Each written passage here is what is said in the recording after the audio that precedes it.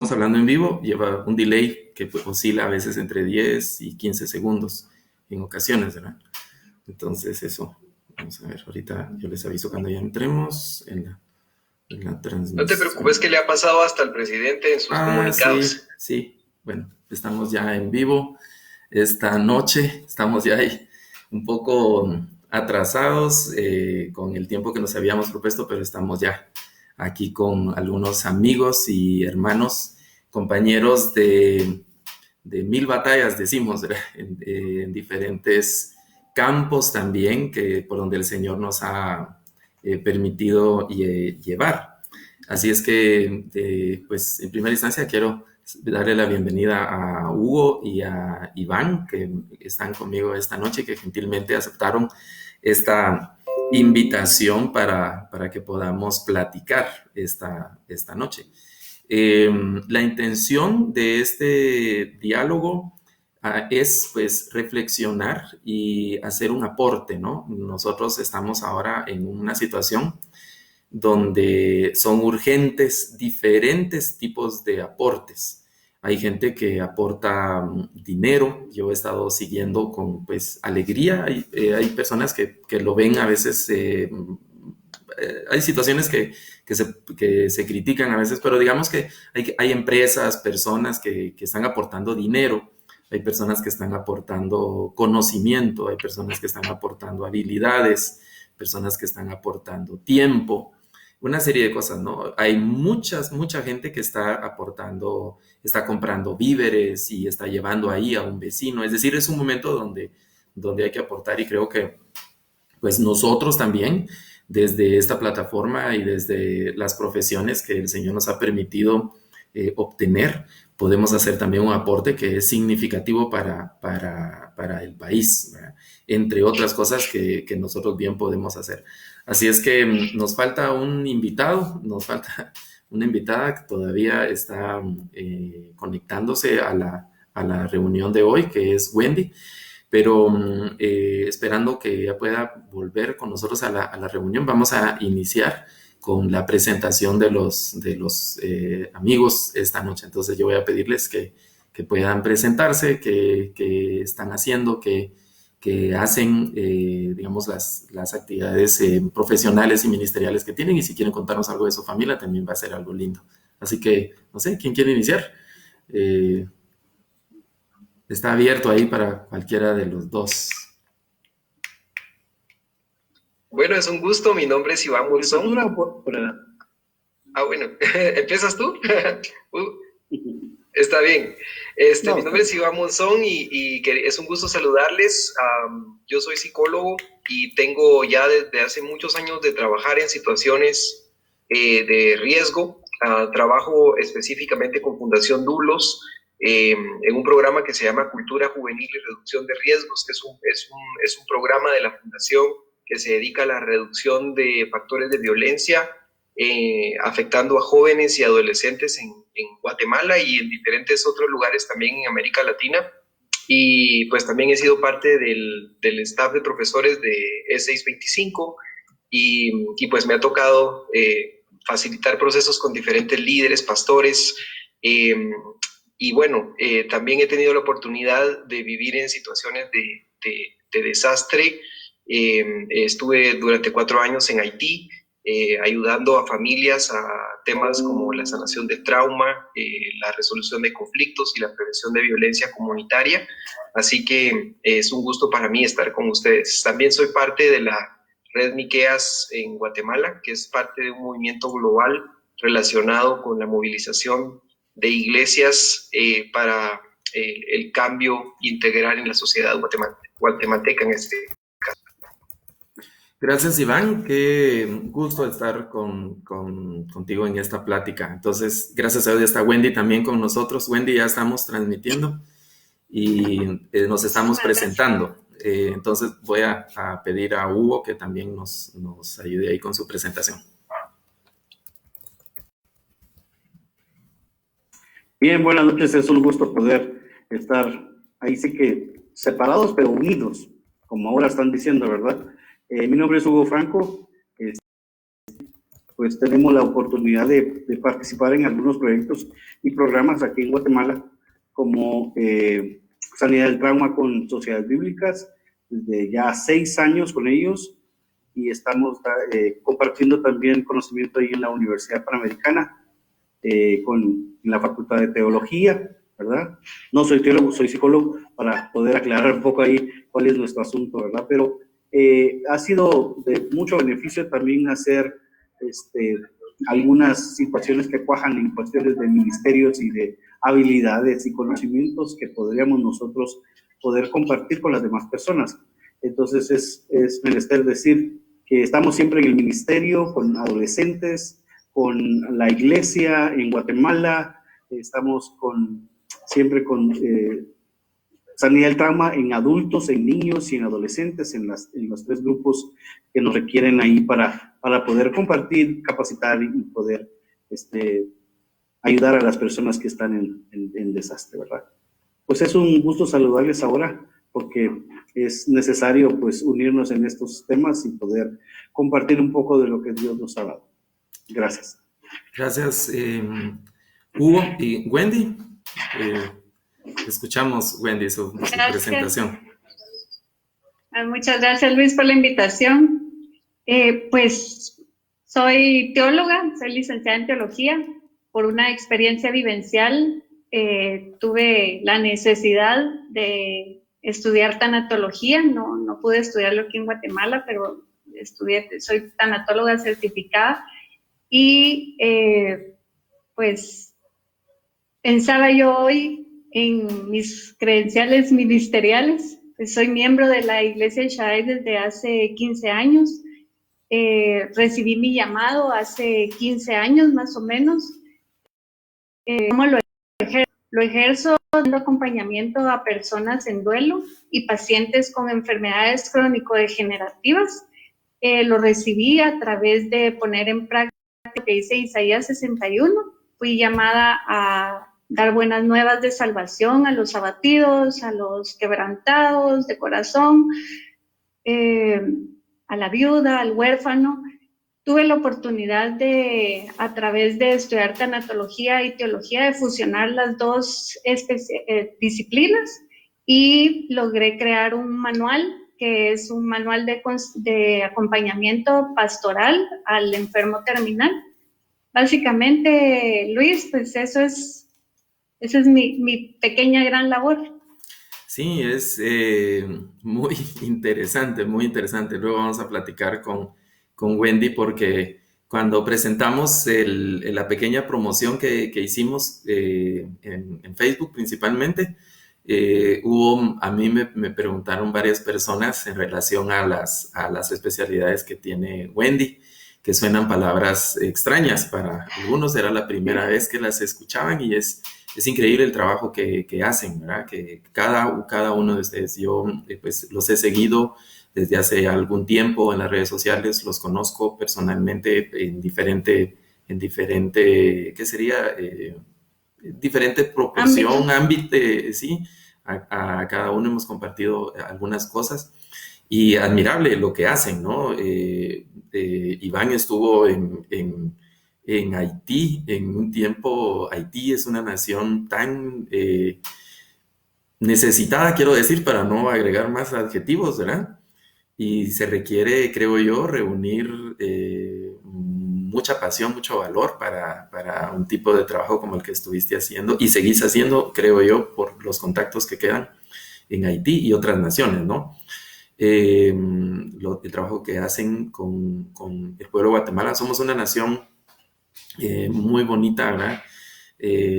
Pero también con muchas características interesantes. Y eso es lo que nos reúne esta noche, porque ya hemos venido platicando con algunos compañeros y hermanos acerca de la situación que estamos viviendo y cómo apoyar, que era lo que estábamos diciendo. Y esta preocupación se disparó, para usar una metáfora, se agudizó luego de la conferencia del presidente el día domingo, cuando él habló del repunte de la violencia intrafamiliar en este contexto, ¿no? Y estamos ya llenos de conflictos, y ahora que se agudiza más, creo que es es un asunto al que le debemos mucha atención. Pues sin más, hay que iniciar con la materia que nos reúne.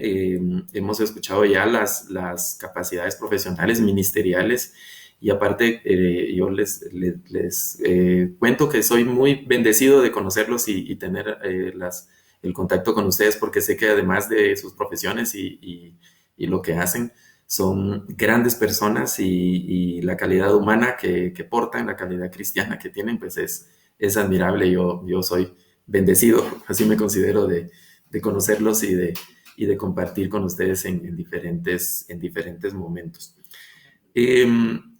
Los índices de violencia en Guatemala pues son dramáticos, ¿no? Hubo un tiempo donde el Triángulo Norte, que se le conocía a Honduras, a Guatemala y a El Salvador, en Centroamérica, fue catalogado por los índices de muertes violentas como una zona de guerra casi, ¿verdad?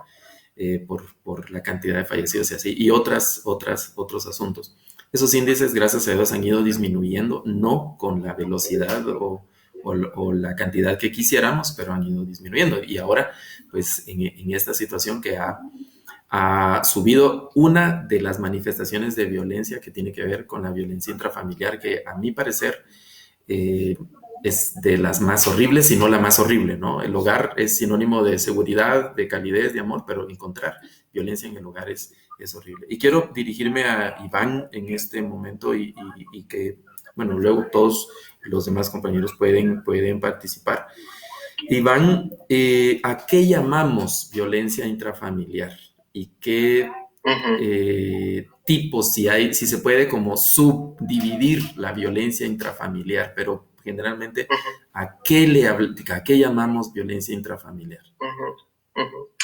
Bueno, en general, la violencia es digamos, tiene una misma naturaleza, una misma característica y se expresa en diferentes formas. Cuando se habla de violencia intrafamiliar se refiere al ámbito en donde se ejerce, ¿verdad?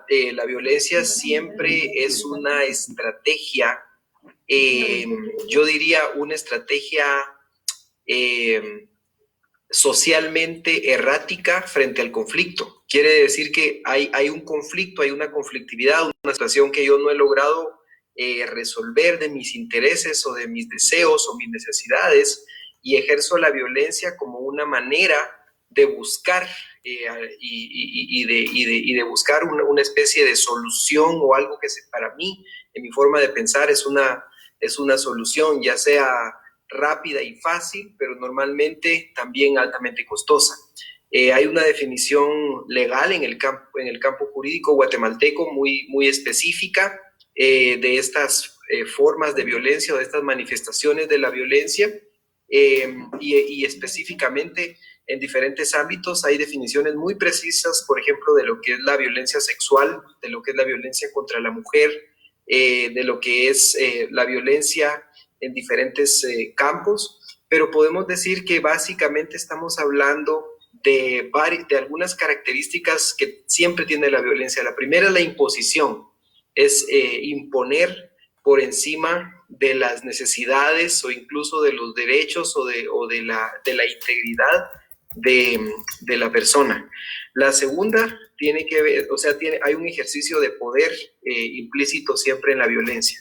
La segunda es la destructividad que tiene la violencia, es decir, no solamente impongo, sino impongo algo que limita mi desarrollo, algo que me lastima, algo que me duele o algo que me hace sentirme limitado en mi integridad como ser humano y en el sentido de dignidad. También hay un irrespeto del sentido de dignidad que cada persona debe reconocerse en el ambiente de la familia.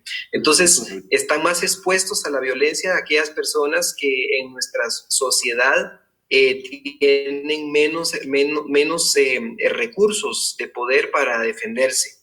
Estamos hablando de personas que están físicamente en desventaja, ¿verdad? Por ejemplo, niños, adultos mayores, personas que culturalmente se encuentran en una situación de vulnerabilidad. El caso de las mujeres también, por ejemplo, es algo muy muy profundo, muy frecuente. De hecho, platicábamos hace un tiempo con la Misión Internacional de Justicia y con un hogar también donde se atienden niñas que fueron violentadas, que la violencia sexual en Guatemala es parte de la historia del país. O sea, el mestizaje en Guatemala fue producido por violencia sexual. La mayor parte de situaciones de mestizaje tienen su origen en la violencia sexual. Entonces, cuando hablamos de violencia en Guatemala, estamos hablando de raíces muy profundas y por eso es que a veces es difícil ver algunas prácticas como violencia, Luis. Incluso en nuestra propia práctica cotidiana. A mí me ha pasado, ¿verdad? Hasta no recibir una retroalimentación, no me doy cuenta que esto también es parte de la cultura de la violencia en la que estamos inmersos todos. ¿Dirías, Iván, que es algo cultural, endémico, estructural en el país? Yo diría que sí. O sea, la violencia tiene unas raíces en la forma de ser, la forma de actuar. De hecho, la violencia es una estrategia frente al conflicto. O sea, cuando yo estoy en conflicto, mi estrategia es actuar violentamente. Y claro, hay un patrón cultural compartido, hay precedentes que el mismo Estado ha sentado en la historia del país. Hay precedentes que tristemente la misma iglesia ha sentado en la historia de la iglesia, que nos ayudan a pensar que la violencia es legítima y que de alguna manera es incluso necesaria o hasta buena. Entonces, eso hace que en nuestra práctica íntima, en nuestra práctica cotidiana, no veamos la violencia como algo negativo, sino que lo vemos como parte de las situaciones normales o cotidianas de nuestra forma de vivir. Entonces sí, para contestarte creo que sí, tiene que ver con cosas estructurales, incluso con los recursos, cómo se distribuyen en la casa, quién los maneja, bajo qué criterios se manejan, quién tiene discrecionalidad sobre eso, el tema de la relación con los hijos. La Biblia dice que no hay que exasperar a los hijos y yo creo que ahí hay un principio muy profundo que tiene que ver con cuándo estamos criando a nuestros hijos, disciplinándolos de manera constructiva o de manera para el desarrollo de ellos y cuándo los estamos hiriendo o cuándo los estamos lastimando. Bueno, allí surge una pregunta, incluso yo estoy, si ven que por momentos me desvío un poco la atención, estoy aquí tratando de seguir también la conversación en el chat que están poniendo los amigos que nos están siguiendo. Y Manolo Herrera, él menciona un tema que me está llevando a un pensamiento. ¿Cuál es, qué viene antes, como aquel juego del huevo o la gallina? ¿Las familias disfuncionales producen violencia intrafamiliar o la violencia intrafamiliar produce familias disfuncionales? Yo creo que es un círculo vicioso. Que se alimenta, se ha vuelto un proceso que genera una cosa a la otra, mutuamente.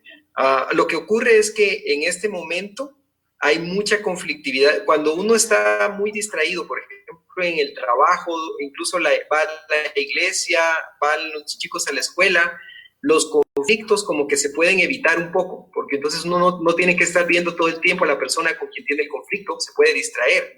Pero ahora que la mayor parte de gente está en casa y que se ven todos los días y tienen que comer juntos y tienen que compartir el uso del baño y tienen que compartir los recursos que hay, en ese momento creo que ya es inevitable enfrentarse al conflicto que hay. Y quizás ese conflicto se ha estado dejando por un lado, pero esto obliga a la gente en la familia a que ya no puedan, digamos, evadir.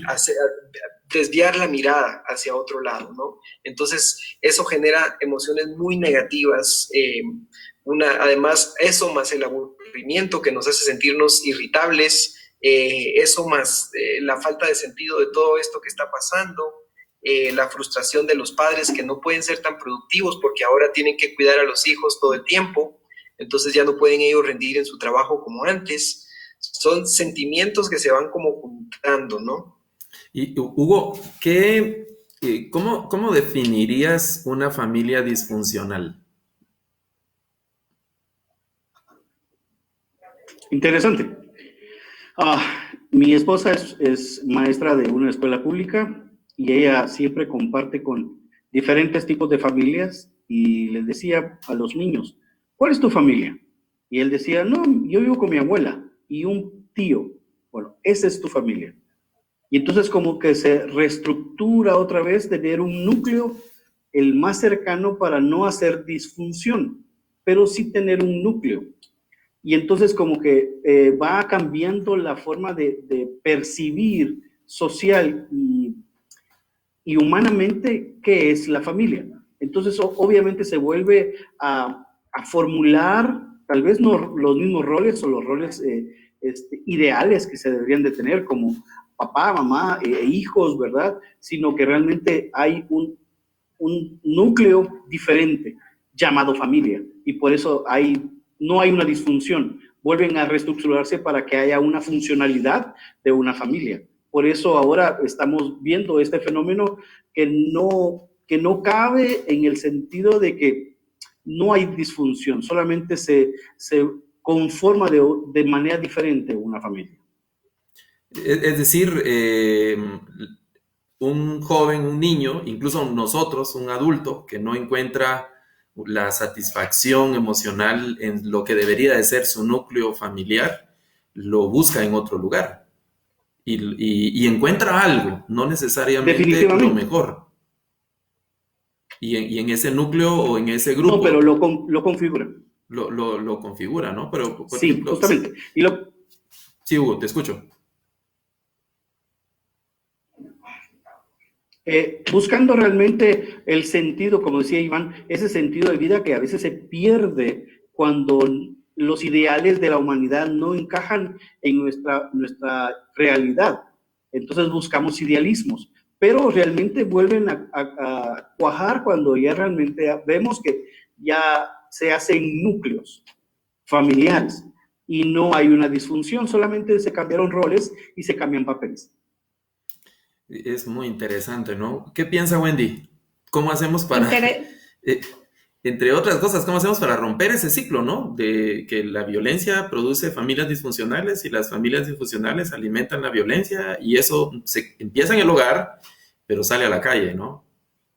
Interesante. Yo siempre he pensado como, bueno, es muy importante lo que estamos oyendo de Hugo, porque nos ayuda a entender esto nuevo que vemos. Siempre pienso en las familias de los migrantes, cuando los niños se quedan a crecer con la abuela, con el tío.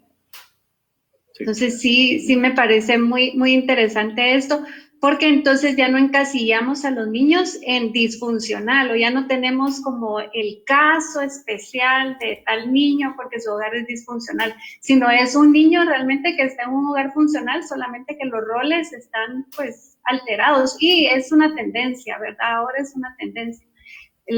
A mí lo que más me impacta de todo esto, si fuera de llamarlo funcional o disfuncional, es el impacto que tiene la migración en lo que es la familia. Sí, ese es un tema que amerita una discusión profusa. Yo recuerdo, hace unos años estuve trabajando siempre en actividades docentes, iba regularmente a uno de los departamentos de aquí de Guatemala y con los hermanos con los que estábamos participando en ese programa tuvimos una charla que salió ahí como una charla de sobremesa de un problema que había con jóvenes de ese pueblo, que sus padres eran migrantes y estos chicos recibían pues buen dinero, digamos, ¿verdad? Superior al ingreso promedio del área y habían dejado el estudio o eran un desastre en los institutos, los colegios y estaban en la calle ya causando problema. Ya era un problema, ya no solo, digamos, de familia, sino era un problema de la comunidad por eso, causado precisamente por el tema de migración, ¿no? Ahora, y eso es un fenómeno que pues no ha decrecido, ¿no? Los números son dramáticos y se presta para tantas cosas, ¿verdad? Para tantas cosas. Bueno, ¿qué piensa, porque estamos hablando de diferentes escenarios. Hemos hablado de violencia intrafamiliar, Manolo nos decía en el chat de familias disfuncionales y violencia intrafamiliar, pero nosotros nos propusimos cuando empezamos a platicar y a pensar en la charla de hoy, hablar de prevención y sanidad. ¿Qué atendemos primero? ¿Qué creen que debemos priorizar? ¿O se pueden hacer ambas cosas al mismo tiempo? Ahora no tengo a quién dirigir esta pregunta. Y vamos Luis, a hacer... si me permitís, podría quizás mencionar algo muy rápido. La iglesia tiene que trabajar mucho en prevenir, las familias tenemos que prevenir y hay cosas muy concretas que pueden ayudar a reducir el riesgo de violencia intrafamiliar. Pero llega un momento donde la línea ya se cruzó y digamos, ya se cometió un daño, ya se cometió un abuso psicológico, sexual o físico en el ámbito de la familia. Y también tenemos que tener una estructura para responder a estas situaciones. Y creo que también tenemos que ser sobre todo vigilantes, ¿verdad? La Biblia llama a los cristianos a estar sobrios, ¿verdad? Quiere decir, sobrio no es no beber, ¿verdad? Es no estar es alerta, ¿verdad? Es tener los ojos abiertos, tener los pies en la tierra, ver lo que está pasando.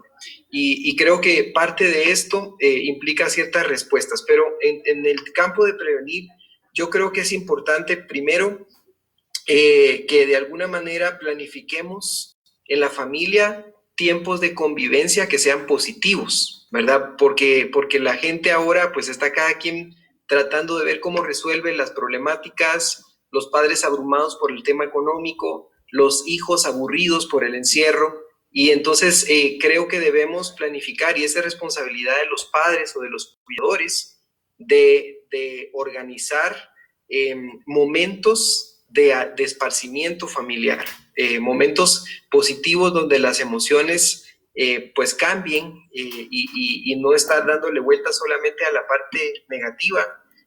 Por ejemplo, tener tiempos de juegos de mesa, deportes, comidas juntos, hacer algún proyecto, dedicar tiempo a planificar el día, por ejemplo.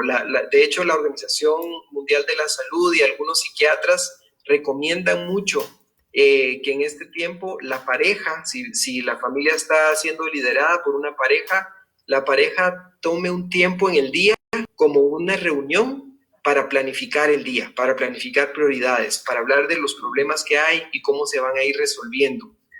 Una agenda del día, eso ayuda a que la gente sienta que hay una estructura básica y que no está nada más como, no está como vegetando en casa, no solamente viendo ahí, comiendo cuando nos da hambre, durmiendo cuando nos da sueño, sino que hay un sistema, una rutina que seguir. Y también el buscar cierto momento de balance entre el espacio personal, porque también es irritante tener todo el tiempo nuestro espacio personal invadido, ¿verdad? Y hay casas que son muy pequeñas.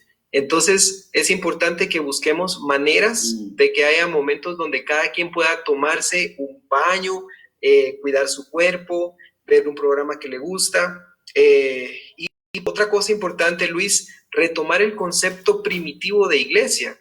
Muchas familias, sobre todo familias cristianas, no han comprendido que la primera iglesia es el hogar, ¿verdad? Y que en este momento que pues nada más hay cultos online, reuniones online, pero que no se ha podido tener una participación muy coral, digamos, por la suspensión de actividades religiosas, eso no significa que la familia no puede tener el liderazgo y desarrollar actividades dentro de la misma familia para aprendizaje, para sanar, para orar unos por otros, para cantar juntos, para tener momentos de fortalecimiento personal y hablar de algunas cosas, sanar heridas, ministrar, si se quiere usar la palabra. Pero eso es muy importante y recordar quizás en ese momento que los padres, las mamás, tenemos ese llamado de asumir el cuidado de nuestros hijos en el ámbito también de lo espiritual. Entonces creo que esos son elementos que pueden ayudar.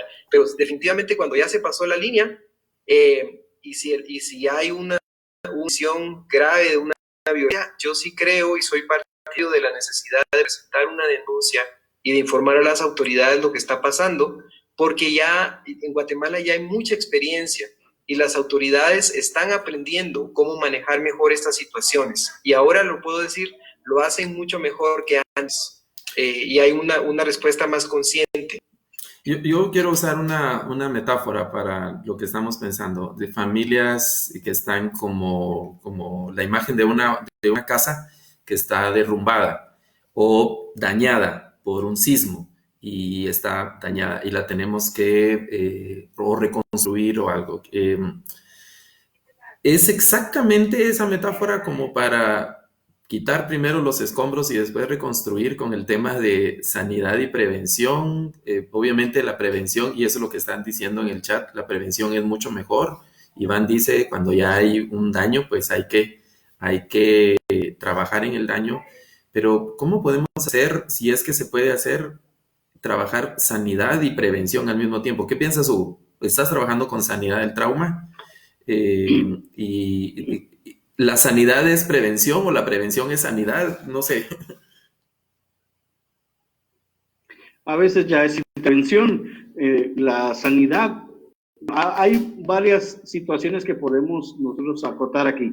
Estoy de acuerdo con Iván, porque estamos llamados a ser creadores de ambiente, ¿verdad? Si nosotros somos las personas adultas maduras que creen que tener mucha información y saber manejarla, creo que va a ser mejor, la dinámica grupal, la dinámica de grupo se maneje mejor. Entonces creo que crear un ambiente sería responsabilidad nuestra. Yo sé que a veces, como dice Iván, hay situaciones que se salen de control y de las manos cuando ya ha sucedido algún delito y alguna situación lamentable, pero a veces las personas buscan un lugar seguro y muchas veces el hogar no es un lugar seguro. Entonces tendríamos que sacarlas de ahí para llevarlas y que ellas expresen sus sentimientos y emociones, porque solo en un lugar seguro ellos pueden expresar sus sentimientos. De lo contrario, no. Pero aquí la situación más adecuada para saber qué nos va a sanar es ser escuchado y expresar lo que nosotros queremos decir. Eso es lo único que realmente nos comienza a construir nuevamente después de estar derribados como esa casa que pones como ejemplo, ¿verdad? A que podamos saber cómo podemos reconstruir nuestra vida y sanar nuevamente. Tenemos que ser escuchados, pero tenemos que hacerlo en un lugar como dice Iván, tiene que ser un lugar seguro, ¿verdad? Si la familia no lo aporta, la iglesia tendría que hacer esta función terapéutica, porque definitivamente en un lugar donde pueden escuchar, él pueda expresar sus sentimientos, pueda comenzar a caminar en ese camino directo a la sanación. No hay otra forma de cómo sanar. Siempre cuando uno no lo expresa, no sana. Cuando uno se queda con muchas situaciones en el corazón, comienza a devastarse, ¿verdad? Comienza a ser víctima de esta situación y no sale. Y no, como decimos nosotros en Sanidad del Trauma, no le llamamos trauma, le llamamos una herida del corazón, para que las personas también se sientan menos ofendidas por la palabra trauma, ¿verdad? Sí. Y decir, bueno, sí, es oportuno saber que podemos sanar nuestras heridas, pero sabemos que directamente es un trauma. Sí, eso es, bueno, hasta el uso de los términos, ¿no? Del asunto del trauma. ¿Qué piensa Wendy?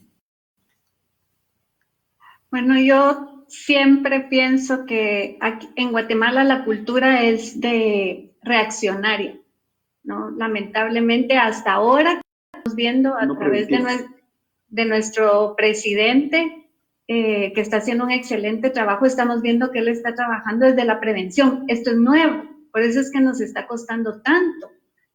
Vemos gente con dificultad para entender, porque siempre hemos sido reaccionarios. Entonces, yo pienso que tiene que ser de la mano, ¿verdad? Tiene que ser de la mano, tiene que haber prevención y tiene que haber sanidad. ¿Cómo prevenimos? Pues la iglesia es una de las grandes oportunidades que tenemos, nuestros grandes pastores y templos, para hacer un llamado al amor real, a lo que decía Hugo también, al diálogo. a mantener un diálogo abierto, una escucha activa con nuestros familiares, con los de nuestra familia. No es solo oír, sino debemos de escuchar.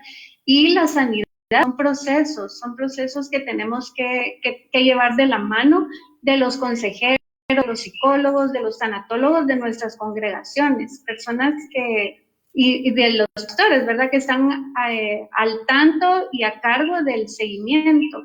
Pienso que sí se debe de hacer de la mano. Yo soy de la idea, me gusta mucho, siempre lo uso, el creando cultura. Estamos creando cultura. Tenemos que atravesar este corto desierto que estamos pasando, creando una cultura. O sea, tenemos que salir de esta renovados con un sistema preventivo y más.